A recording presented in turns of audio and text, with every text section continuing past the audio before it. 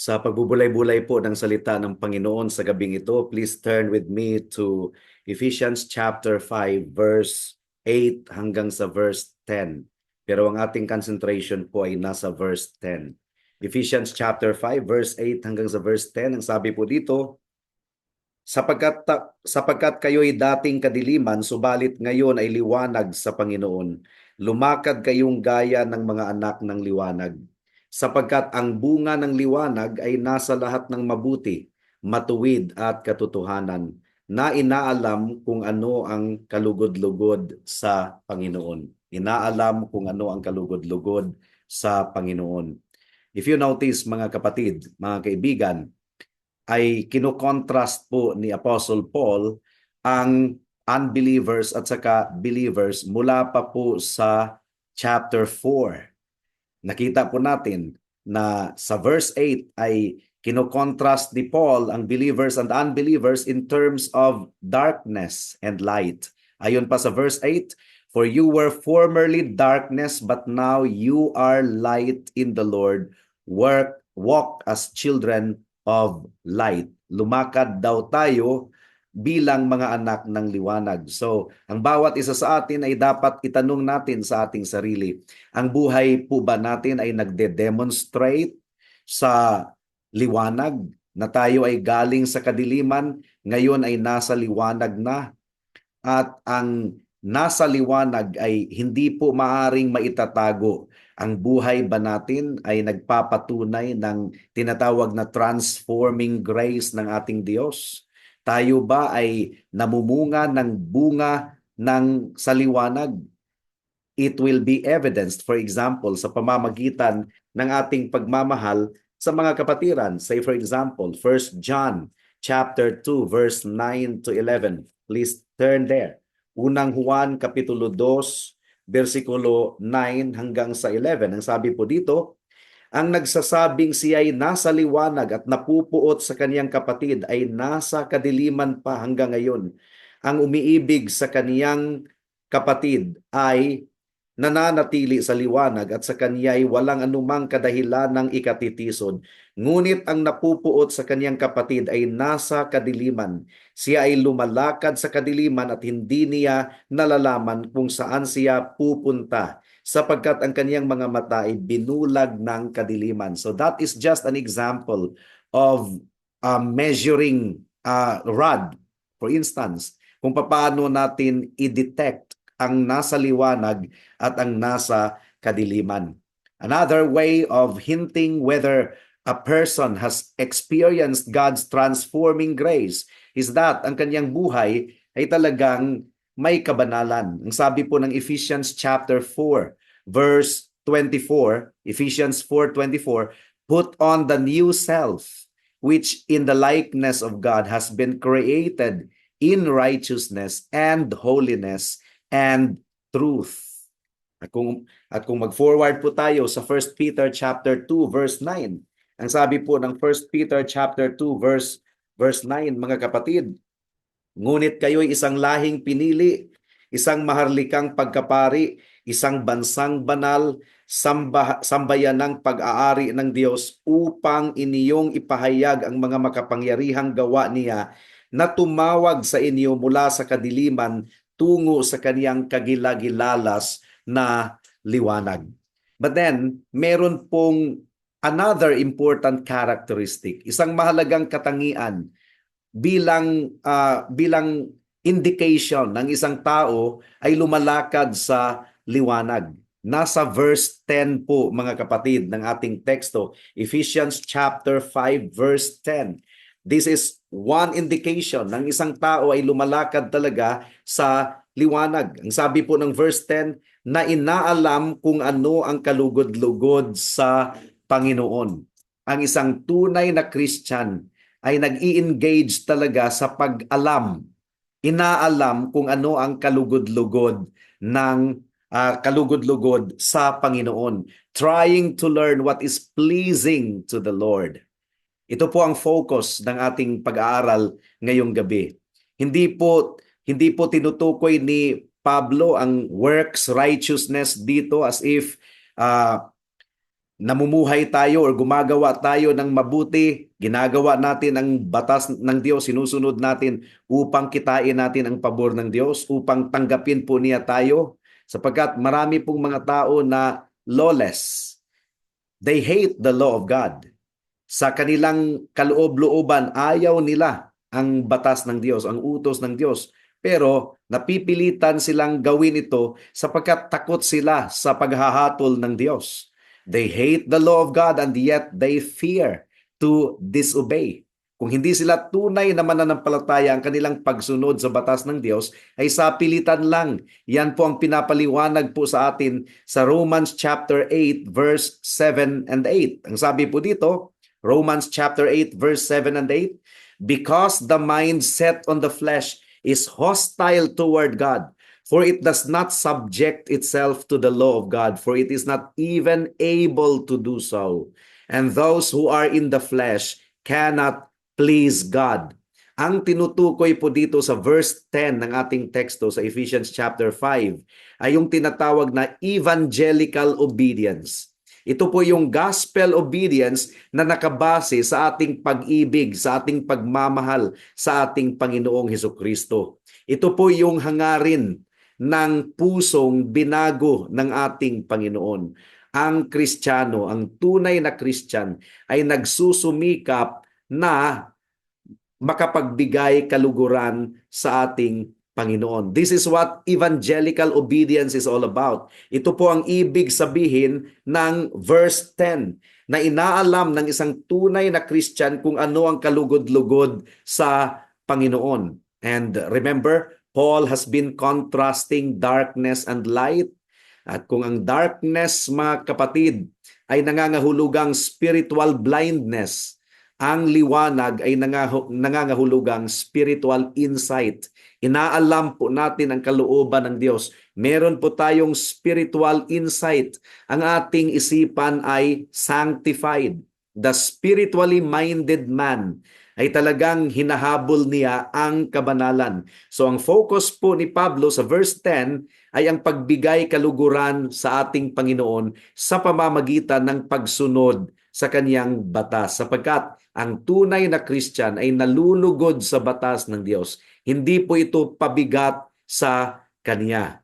Pero ang hindi mananampalataya, ayon pa kay Apostle Paul, wala po siyang hangarin na bigyang kaluguran ang Diyos. He is not actually capable of pleasing God. Yan po ang malinaw na sinasabi sa Hebrews chapter 11 verse 6. Please turn there. Hebrews chapter 11 verse 6. Ang sabi po dito, mga kapatid, mga kaibigan, at kung walang pananampalataya ay hindi maaaring kalugdan ng Diyos, sapagkat ang sino mang lumalapit sa Kanya ay dapat sumampalatayang may Diyos at siya ang tagapagbigay gantimpala sa mga masigasig na humahanap sa Kanya. The problem is that the unbelievers do not actually seek God. Kaya wala po siyang magagawa ang mga hindi mananampalataya. There is nothing that they could do to please God. Ang kaniyang mabubuting gawa ay kasuklam-suklam pa rin sa harapan ng Panginoon. Pinaliwanag po sa atin ng 1689 Confession. Ang sabi po dito, works done by unregenerate men, although for the matter of them, they may be things which God commands.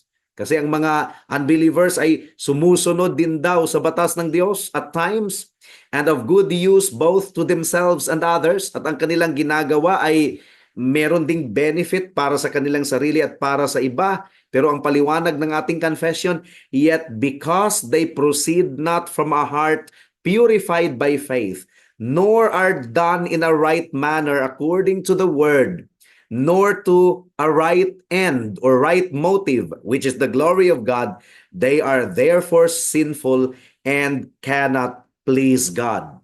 Ang hindi mananampalataya ay nananatili sa kadiliman at ang Diyos ay liwanag.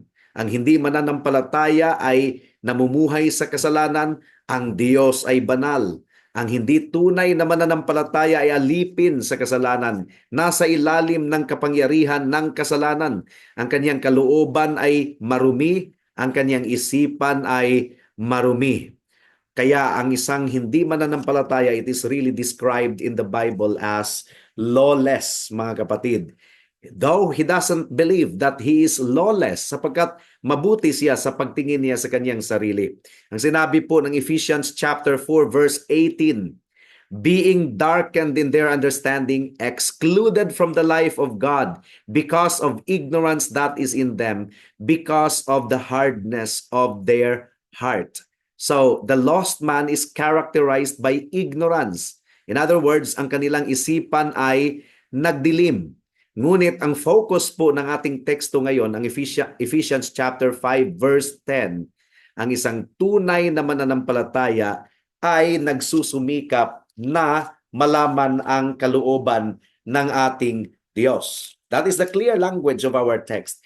Na inaalam kung ano ang kalugod-lugod sa Panginoon. At naway tulungan tayo ng Diyos sa ating pagbubulay-bulay ngayong gabi. At naway totoo ito sa atin na hinahanap talaga natin, masigasig nating inaalam kung ano ang kalooban ng Diyos. Yung salitang inaalam, galing po ito sa Greek word na dokimazo, nang ibig sabihin, i-analyze, i-examine. It means to put under careful examination and scrutiny. Itong bagay na ito ay kalugod-lugod ba sa Panginoon? It's the same language na ginamit sa 2 Corinthians chapter 13 verse 5. Please turn there. 2 Corinthians chapter 13 verse 5. Yung i-test, i-scrutinize, alamin po natin. Siyasatin ninyo ang inyong mga sarili. This is the exact word. Siyasatin ninyo ang inyong mga sarili kung kayo'y nasa pananampalataya. Subukin ninyo ang inyong mga sarili. Hindi ba ninyo nalalaman na si Hesukristo ay nasa inyo malibang kayo'y nabigo sa pagsubok? And this is the same word also na ginamit sa 1 Timothy chapter 3 verse 10 sa diaconate qualification. Yung qualification upang maging diakono ang isang lalaki. 1 Timothy 3:10, these men must also first be tested. Kailangang masubok sila. Then let them serve as deacons if they are beyond reproach. And actually, I believe that this is the heart of the Christian life. Na tayo ay careful na i-examine ang mga bagay-bagay. Inaalam po natin kung ano ang kalooban po ng ating Panginoon. At naway tulungan po tayo ng Diyos sa ating pagpapatuloy sa ating pagbubulay-bulay ngayong gabing ito, ngayong hapong ito. Dumako na po tayo sa unang punto. Ano bang ibig sabihin kung sinasabi na testing and knowing what is pleasing to God? Ano ang sangkap? Ano ang means? Ano ang instrumento na kailangan po nating gamitin upang malaman po natin ang kalooban ng Diyos? Well, first of all, bago pa po natin i-discuss ang means, ang sangkap upang malaman natin ang kalooban ng Diyos, first of all, kinakailangan po talaga ang transforming grace ng ating Panginoon. Ang puso na binago ng Diyos. Maliban na lang kung ang puso ng isang makasalanan ay binago ng Diyos, mananatili siyang walang pakialam sa kalooban ng Diyos. At talagang pinaliwanag ni Pablo ito sa verse 8. Ang sabi po ng Ephesians chapter 5 verse 8, for you were formerly darkness, but now you are light in the Lord. So meron pong contrast sa buhay natin noon at saka ngayon. Sa ating previous na kalagayan. Sa kalagayan po natin noon, tayo po ay ignorant. Hindi po natin alam, mangmang po tayo sa mga bagay na nakakapagbigay kaluguran sa ating Panginoon. Ephesians chapter 4 verse 18 once again. Ang sabi po dito, nagdilim ang kanilang mga pangunawa, palibhasay na hiwalay sa buhay ng Diyos dahil sa kanilang kamangmangan, dahil sa katigasan ng kanilang mga puso. Ang hindi mananampalataya ay maaari po siyang tumalino ng tumalino sa mga bagay dito sa mundo, but regarding the things of God ay nananatili po siyang mangmang. Nananatili siyang completely ignorant. Although sa preaching po natin kaninang umaga, maring maunawaan niya ang gospel intellectually. But the spiritual implication nito ay hindi pa rin niya makuha-kuha, mga kapatid, mga kaibigan. 1 Corinthians chapter 2 verse 14. Ito po yung meditation natin kaninang umaga. Ang sabi po dito, "But a natural man does not accept the things of the Spirit of God, for they are foolishness to him, and he cannot understand them because they are spiritually discerned." Ang ibig sabihin, maunawaan lamang ang mga bagay na ito sa pamamagitan ng Espiritu. Kaya ang regeneration, yung pagbabago ng Panginoon sa ating puso, dito po nag-uumpisa ang proseso ng renewal. Ephesians chapter 4 verse 22 hanggang sa 23. Ang sabi po dito, "Alisin ninyo ang dating paraan ng inyong pamumuhay, ang dating pagkatao na pinasama sa pamamagitan ng mapandayang pagnanasa, at magbago sa espiritu ng inyong pag-iisip." At ito din ang sinasabi ni Pablo sa Colossians chapter 3, verse 9 and 10. Please turn there. Colossians chapter 3, verse 9 and 10. "Huwag kayong magsinungaling sa isa't isa, yamang hinubad na ninyo ang dating pagkatao, pati ang mga gawa nito. At kayo'y nagbihis na ng bagong pagkatao na binago sa kaalaman ayon sa larawan ng lumalang sa Kanya."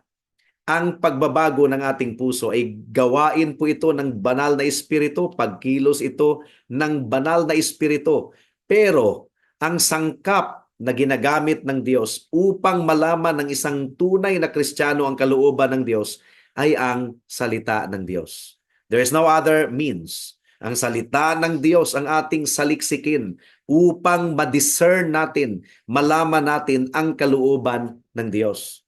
Ginagamit po ng Panginoon ang Kanyang salita upang tayo ay lumago, upang magkaroon po tayo ng discernment concerning the will of God. For example, Hebrews chapter 5 verse 13. Please turn there. Hebrews chapter 5 verse 13. Ang sabi po dito, "Sapagkat bawat tumatanggap ng gatas ay walang alam sa salita ng katuwiran, palibhasa'y isa siyang sanggol." So ang salita ng katuwiran, "For everyone who partakes only of milk is not accustomed to the word of righteousness, for he is a babe." Verse 14, mga kapatid, dugtong po. "Ngunit ang pagkaing matigas ay para sa mga nasa hustong gulang, na dahil sa pagsasagawa ay nasanay ang kanilang pandama na makilala ang pagkakaiba ng mabuti at masama." So one indication of spiritual maturity is that we are discerning concerning good and evil. At upang ma-discern natin ang kalooban ng Diyos at mailapat ito sa ating pamumuhay, iba't ibang situations dito sa mundo, kinakailangan po talaga natin ang spiritual discernment. At mangyayari ito sa atin kung ang isipan po natin ay patuloy na binabago ng salita ng Diyos. There should be a transformation of the mind. And what transforms the mind is the Word of God. Romans chapter 12 verse 2. This is the instrument by which our mind is being renewed. Our mind is being transformed. Ang sabi po dito, "Huwag ninyong tularan ang sanlibutang ito, kundi magbago kayo sa pamamagitan ng pagbabago ng inyong pag-iisip, upang mapatunayan ninyo kung alin ang mabuti, kasiyasiya at lubos na kalooban ng Diyos."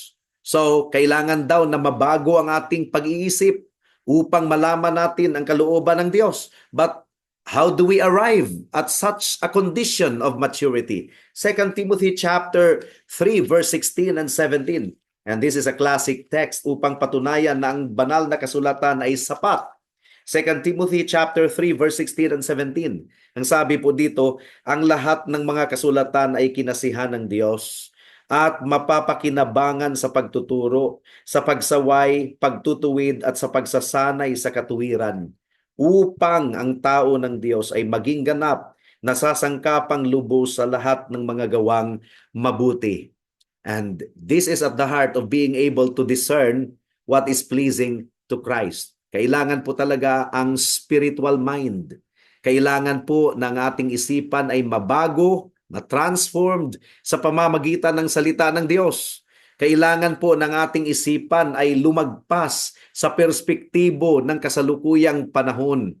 Colossians chapter 3 verse 2. Please turn there. Colossians chapter 3 verse 2. Ano po ang dapat mangyari sa ating isipan? At dapat meron po tayong active participation po nito. Kasi ang language po ay ituon ninyo.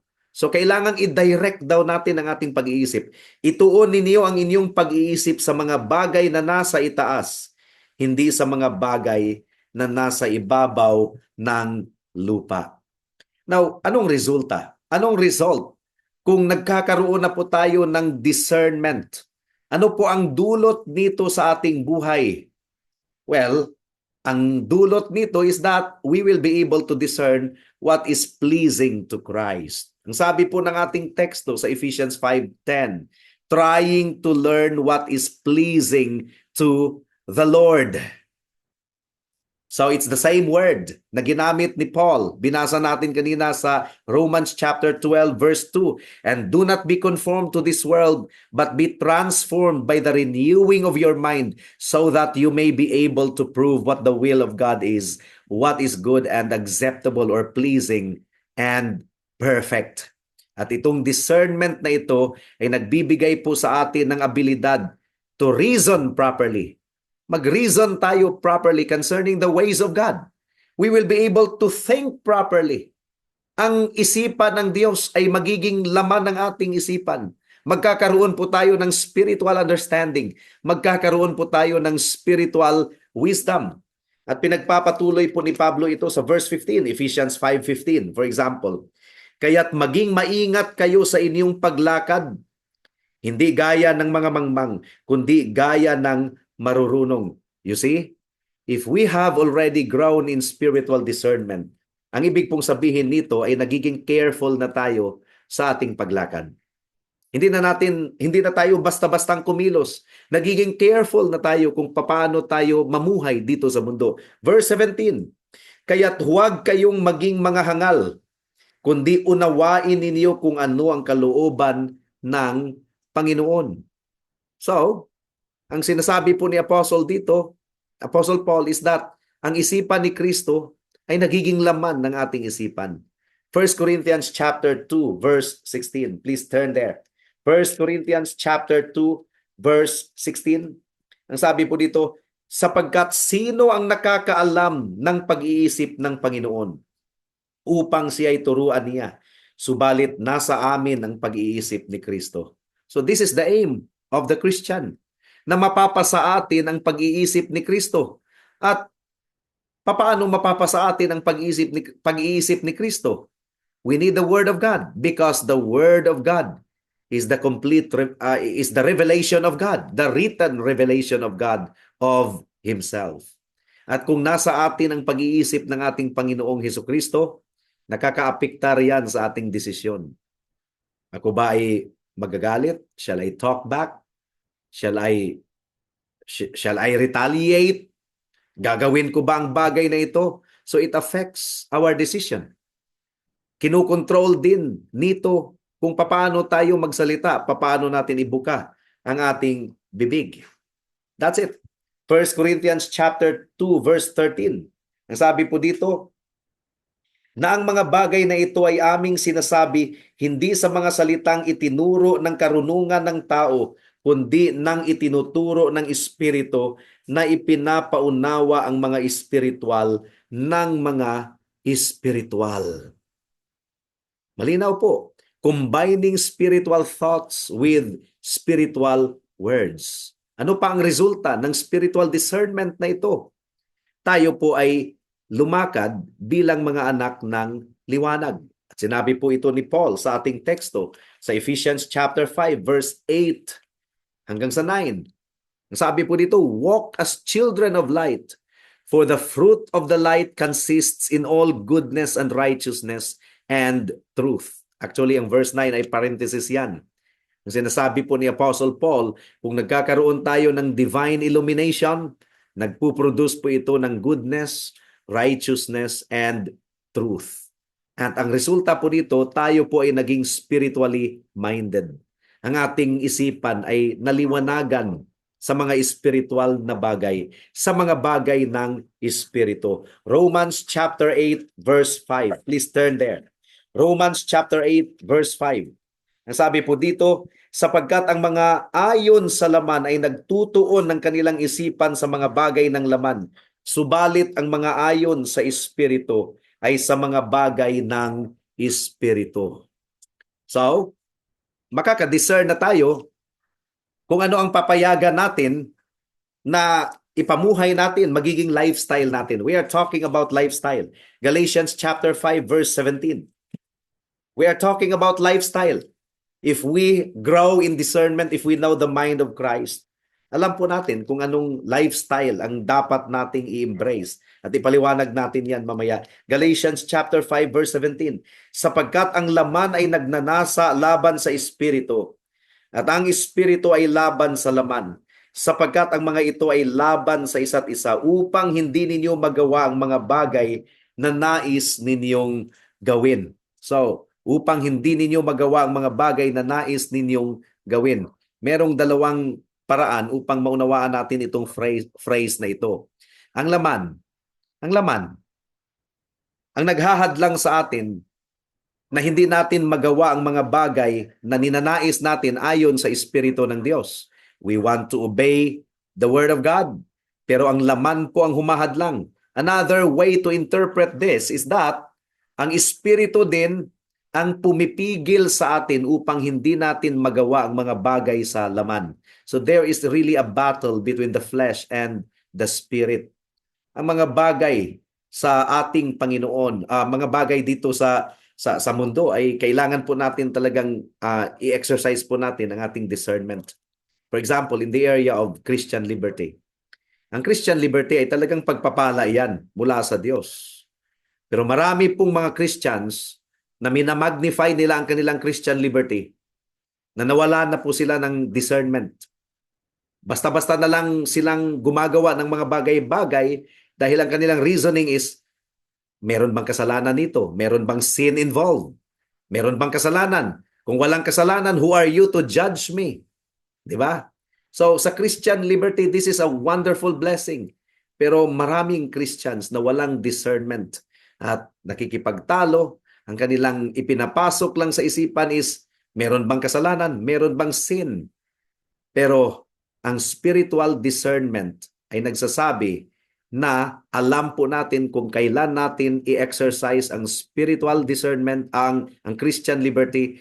Alam din po natin kung kailan po natin hindi gagamitin ang ating Christian liberty. The things pleasing to Christ ay nagdi-describe sa ating desire na ang ating buhay ay makapagbigay kaluguran sa ating Panginoon. Ang ating buhay dito sa mundo ay dapat lumagpas siya sa mga do's and don'ts. Dapat ang isipin natin palagi ay kung paano natin ma-reflect ang kaluwalhatian ng Diyos. So, naluluwalhati ba ang Panginoon sa Christian liberty na aking ginagawa?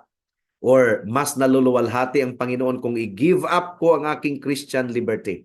So sa area of Christian liberty, kailangan po talaga ang discernment. Verse 10 ng ating teksto, trying to learn what is pleasing to the Lord. At ano ba ang lordship ng ating Panginoon sa atin? Remember, 1 Corinthians chapter 6 verse 12. 1 Corinthians chapter 6 verse 12. Nasabi po dito mga kapatid, mga kaibigan, 1 Corinthians chapter 6 verse 12. Ang lahat ng mga bagay para sa akin ay matuwid. So lawful ang lahat ng mga bagay. Meron tayong Christian liberty. Ngunit hindi lahat ng mga bagay ay makakatulong. Ang lahat ng mga bagay para sa akin ay matuwid. Ngunit hindi ako paaalipin sa anuman. Say for example, kasalanan ba ang tattoo? Ikakandem ka ba ng Panginoon kung meron kang tattoo? Or nagsusuot ka ng kung ano-anong apparel sa katawan mo? All things are lawful. Pero ang tanong, nakakatulong ba? Kung i-insist mo ang bagay na iyan, nakakatulong ba yan sa spiritual growth mo? Nakakatulong ba yan sa iba? Nagiging pagpapala ka na ba sa iba? or katitisuran. Ang lahat ng mga bagay para sa akin ay matuwid, ngunit hindi ako paalipin sa anuman.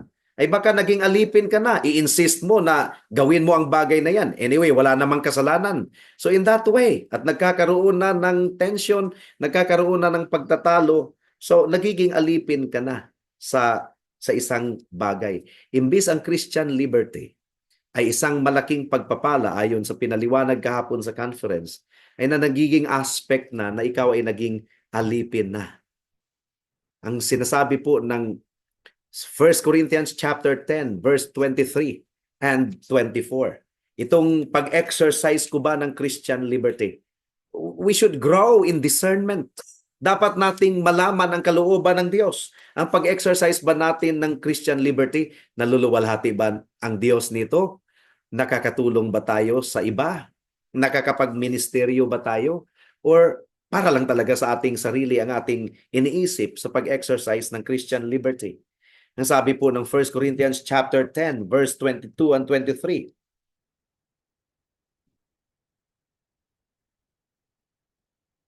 Sabi po dito, mga 23 and 24, lahat ng mga bagay ay matuwid, ngunit hindi lahat ng bagay ay makakabuti.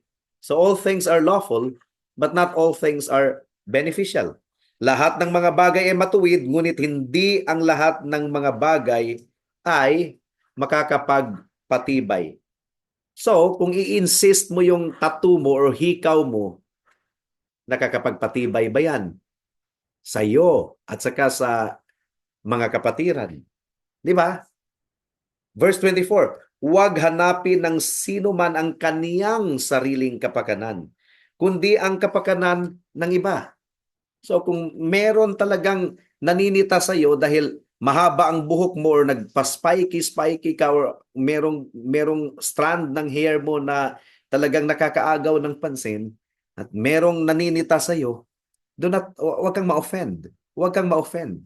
Dahil nagpapatunay lang yan na bagamat malaya kang gawin ang bagay na yan at wala namang kasalanan sa harapan ng Panginoon, but the fact na meron pong nasasaktan, ibig sabihin, hindi na nagiging pagpapala yung ginagawa mo para sa Kanya. So, ano ba ang i-insist mo? Ang sarili mong kagustuhan or kapakanan or handa mong i-give up ang liberty mo, handa kang magparaya for the sake of the weaker brother. Yun po ang malinaw na sinasabi ng salita ng Diyos. Let no one seek his own good, but that of his neighbor. Di ba? May mga bagay na kailangan po talaga ang discernment.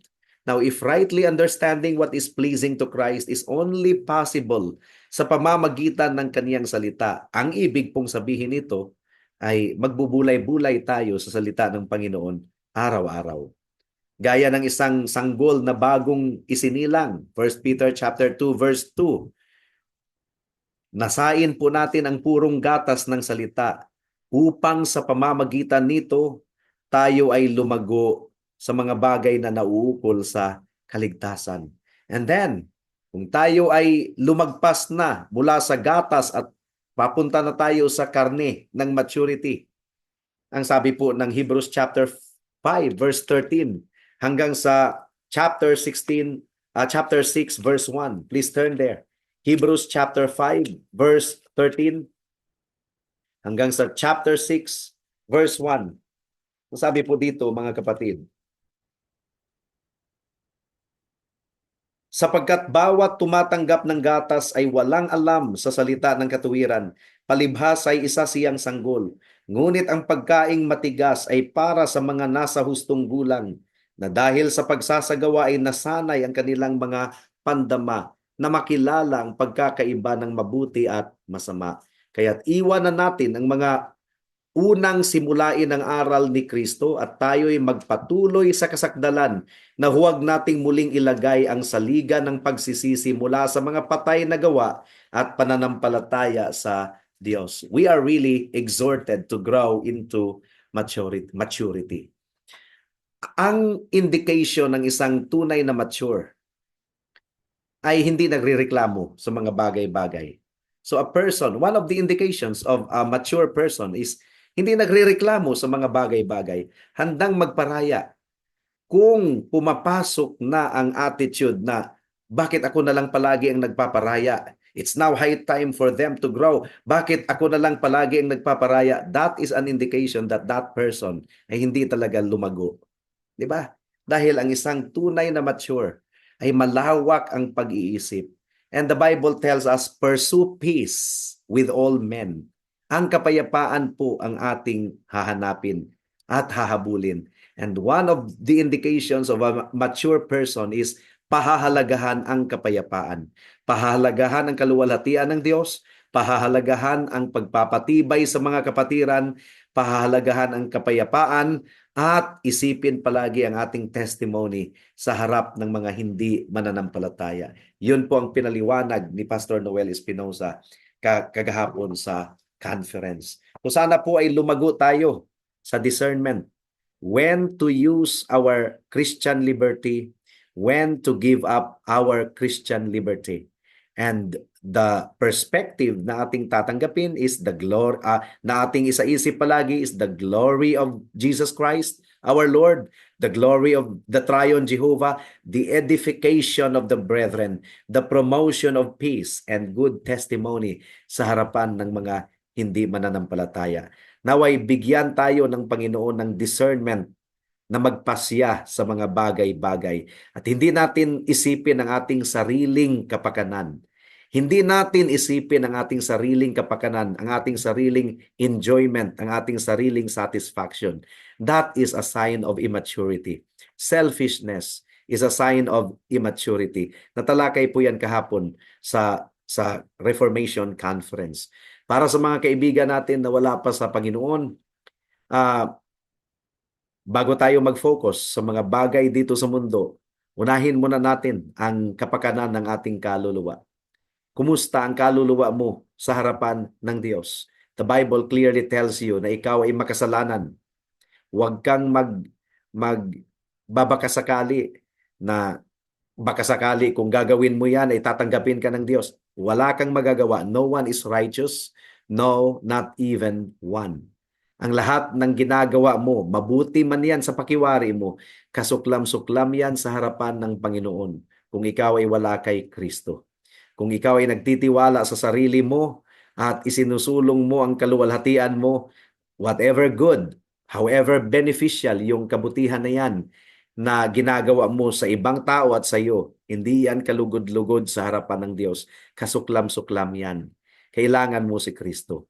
Kailangan magsisi ka sa kasalanan mo at manampalataya ka sa dugo at katuwiran ng ating Panginoong Hesukristo. Ang tanging dugo at katuwiran lang ni Kristo ang batayan upang ikaw ay tanggapin ng Diyos.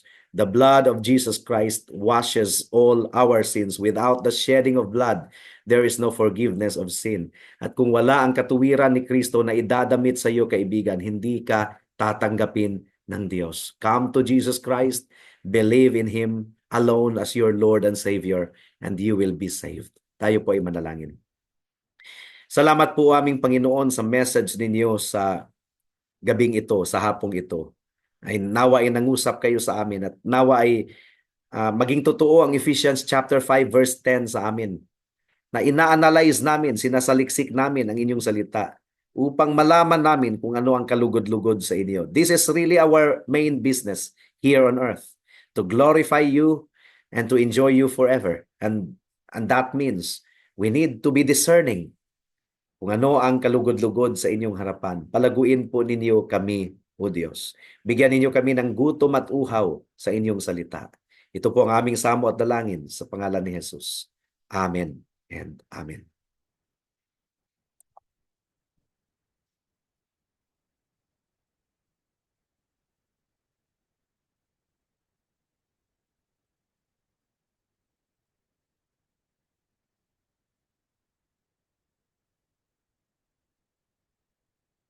Awitin po natin ang Wonderful Grace of Jesus.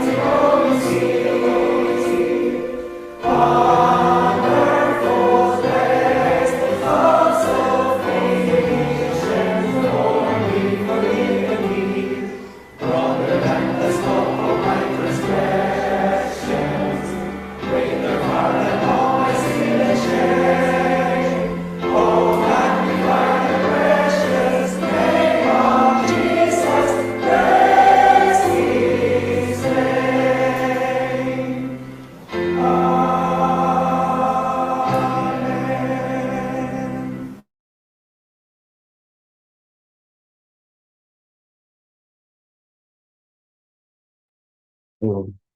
Let us pray.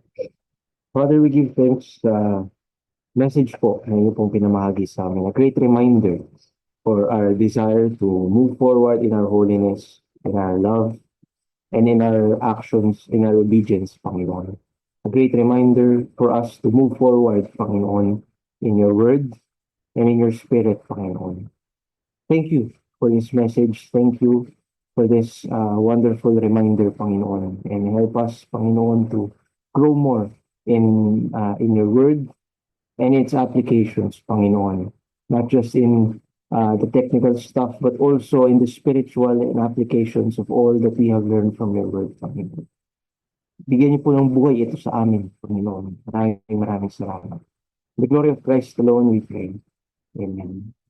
Thank you po sa gabing ito, hapon. Ano po. Magandang gabi po. Evening po. Good Magandang gabi evening. po.